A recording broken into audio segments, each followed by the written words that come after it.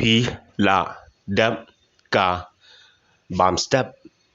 Have you had breakfast?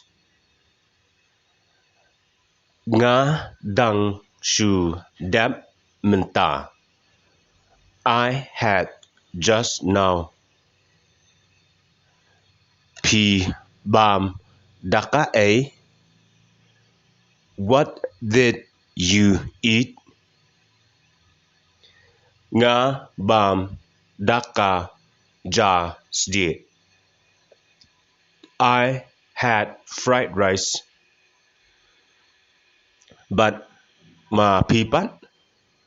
And what about you?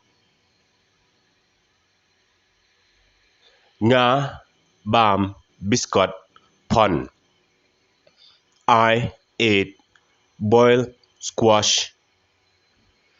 Tang ba ngamla bam biscuit. But I can't eat squash. Tía pin bam daka a. So what will you eat? Pi dan ka pleng. Do you have an egg? Hot ngadan. Yes, I do.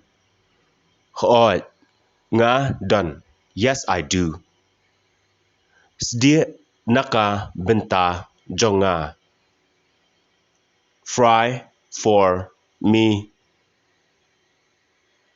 Amdan umpnyang shu. There is no oil anymore.